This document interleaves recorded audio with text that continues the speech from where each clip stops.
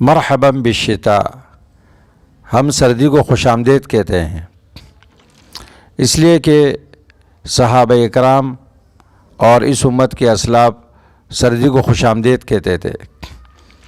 صحابی رسول عبداللہ بن مسعود رضی اللہ تعالیٰ عنہ جب سردی آتی تو وہ فرماتے تھے مرحبا بالشتاء تنزل فیہ البرکہ یطول فیہ اللیل للقیام ویقصر النہار للقیام۔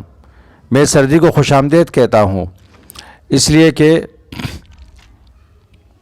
اس کی رات اس میں برکت نازل ہوتی ہے اور اس کی رات لمبی ہوتی ہے قیام کرنے کے لیے، تہجد پڑھنے کے لیے، اور اس کا دن چھوٹا ہوتا ہے روزہ رکھنے کے لیے۔ عبداللہ بن مسعود رضی اللہ تعالیٰ عنہ رسول اللہ صلی اللہ علیہ وسلم کے ارشاد نقل فرماتے ہیں کہ آپ نے فرمایا الغنیمۃ الباردہ الصوم فی الشتاء، سردی میں روزہ رکھنا یہ ٹھنڈی غنیمت ہے۔ ٹھنڈی غنیمت آپ نے اس کو کیوں ارشاد فرمایا؟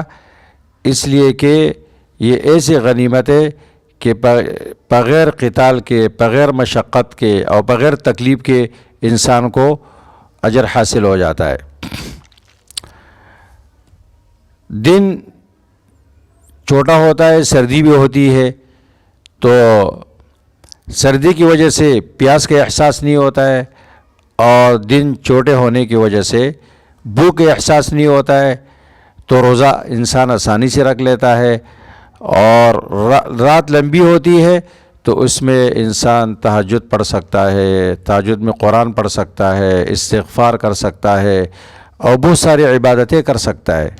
تو اس لیے اس امت کے اسلاف سردی کو خوش آمدید کہتے تھے، اس سے خوش ہوتے تھے اور اس موقع سے فائدہ اٹھاتے تھے۔ ہم سب مسلمانوں کو بھی یہ چاہیے کہ ہم سردی کو خوش آمدید کہیں اور اسلاف کی تابعداری کریں، سردی کو خوش آمدید کہے، مرحبا کہے، اور اس میں رات کو قیام کا اہتمام کرے اور دن کو روزہ رکھنے کا اہتمام کرے۔